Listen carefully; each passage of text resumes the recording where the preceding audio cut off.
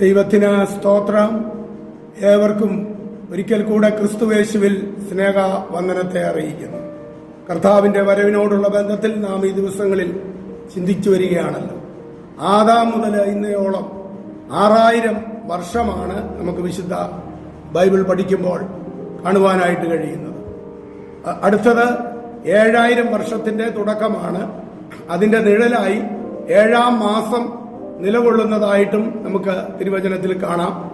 അടുത്തതായി നടക്കേണ്ട കാഹളധ്വനി പെരുന്നാളാണ്, അഥവാ in the feast of the trumpets. അതിനെക്കുറിച്ച് അത് 7-ാം മാസം 1-ാം തീയതി പഴയ നിയമത്തിൽ ആചരിച്ചു പോകുന്ന ഉത്സവമാണല്ലോ. അത് ലേവ്യ പുസ്തകം 23-ന്റെ 23-ാം വാക്യത്തിൽ നമുക്കത് കാണുവാനായിട്ട് സാധിക്കുന്നുണ്ട്. ഇന്ന് സുവിശേഷ കാഹളം സഭയെ കൂട്ടിച്ചേർത്തുകൊണ്ട് ഇരിക്കുകയാണ്. എന്നാൽ ഗംഭീരധ്വനിയായ 2ാമത്തെ കാഹളം സഭയെ പുറപ്പെടുവിക്കുവാനായിട്ട് ഉള്ളതാണ് എന്ന് സംഖ്യാപുസ്തകം 10-12 വ്യക്തമാക്കുന്നുണ്ട്. ഇനി വലിയ കാഹളം ഊതുന്നത് മറ്റാരുമല്ല, നമ്മുടെ മഹാപുരോഹിതനാണ്. അഥവാ 1 തെസ്സലോനിക്ക ലേഖനം 4-16 വാക്യത്തിൽ കർത്താവിന്റെ ആ വരവിനെ കുറിച്ച് നമുക്ക് കാണുവാൻ കഴിയും. സംഖ്യാപുസ്തകം 6-8 നമുക്കത് മനസ്സിലാക്കുവാനായിട്ട് സാധിക്കും. ക്രിസ്തുവിൽ മരിച്ച മൃതന്മാർ ആദ്യം ഉയർത്തെഴുന്നേൽക്കും. പിന്നെ ജീവനോടെ ശേഷിക്കുന്ന നാം രൂപാന്തരപ്പെട്ട് അവരോടുകൂടെ മണവാളനെ എതിരേൽപ്പാൻ പുറപ്പെടും എന്നുള്ളതാണല്ലോ നമ്മുടെ ഭാവി പ്രത്യാശ തിരുവചനം നമുക്ക് നൽകി തന്നുകൊണ്ടിരിക്കുന്നത്. അത്തി മുതലായ വൃക്ഷങ്ങൾ തളിർക്കുമ്പോൾ വേനൽ അടുത്തു എന്നാണ് നമ്മുടെ കർത്താവ് നമ്മെ തിരുവചനത്തിലൂടെ ഓർമ്മപ്പെടുത്തിയിരിക്കുന്നത്. 1900 വർഷങ്ങൾ സ്വന്തം രാഷ്ട്രവും ആരാധനാലയവും നഷ്ടപ്പെട്ട യഹൂദന് ആരാധനാലയം ഒഴിച്ചു ബാക്കിയെല്ലാം 2-ാം ലോകമഹായുദ്ധത്തോടുകൂടെ മടക്കി കിട്ടിയത് നാം ഇതിനോടകം ചിന്തിച്ചിട്ടുമുണ്ട്. ഭൂമിയിൽ നിന്ന് സഭയാം ആലയം മാറ്റപ്പെടുമ്പോഴേക്കും യഹൂദന്റെ ആലയം പണിയേണ്ടതും ആവശ്യമാണ്.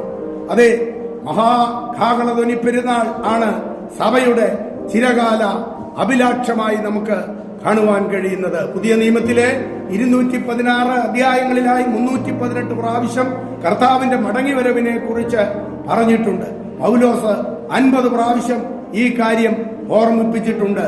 അതുപോലെ തന്നെ പുതിയ നിയമത്തിൽ 13-ൽ 1 ഭാഗവും ലേഖനങ്ങളിൽ 10-1 ഭാഗവും ഈ വിഷയം തന്നെയാണ് ഓർമ്മപ്പെടുത്തുന്നത്. പുതിയ നിയമത്തിലെ 27 പുസ്തകങ്ങളിൽ നമുക്ക് അതിൽ 22-ലും മടങ്ങിവരവിനെ കുറിച്ച് പരാമർശിച്ചിട്ടുള്ളത് കാണുവാനായിട്ടും സാധിക്കും. അപ്പോസ്തലന്മാർ എല്ലാവരും ലേഖനങ്ങളിൽ ഈ വിഷയമാണ് വലിയ പ്രാധാന്യം നൽകി അവര് സംസാരിച്ചിട്ടുള്ളതും അതും നമുക്ക് കാണാവുന്നതാണ്.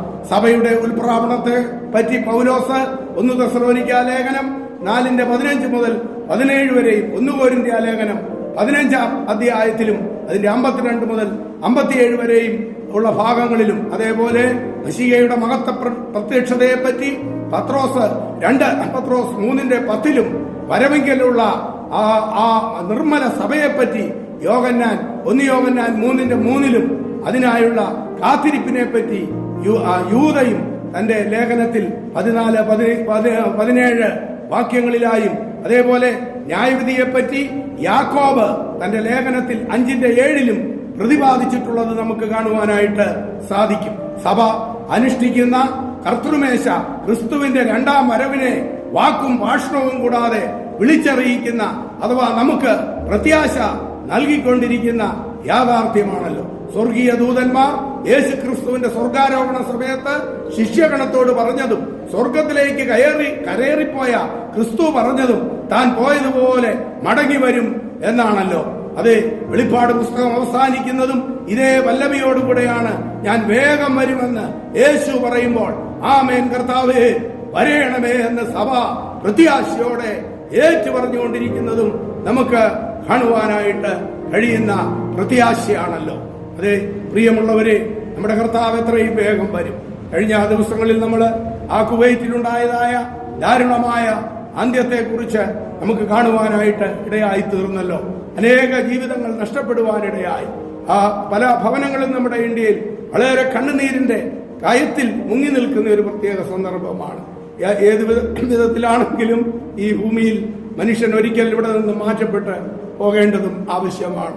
എന്നാൽ അതേ പ്രത്യാശയിലായിരിക്കുന്ന ദൈവ കുഞ്ഞുങ്ങൾക്ക് ആമേൻ തങ്ങളുടെ പ്രിയപ്പെട്ടവരെ നിത്യതയിൽ അവരെ ഉയർപ്പിൻ ശരീരത്തോടെ കാണുവാനായിട്ട് കഴിയുമെന്നുള്ളത് ദൈവമക്കളുടെ പ്രത്യാശയാണല്ലോ. ദുഃഖത്തിലിരിക്കുന്നവരെയൊക്കെ ഓർത്ത് നമുക്ക് പ്രാർത്ഥിക്കാം. ദൈവം അവരുടെ കണ്ണുനീരുകളെ തുടയ്ക്കട്ടെ.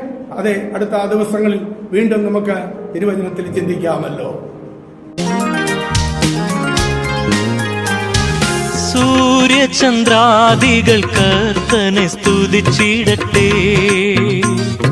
സൂര്യചന്ദ്രാദികൾ കർത്തനെ സ്തുതിച്ചിടട്ടെ. സ്വർഗാധിസ്വർഗവും മേലുള്ള വെള്ളവും സ്വർഗാധിസ്വർഗവും മേലുള്ള വെള്ളവും താരങ്ങളും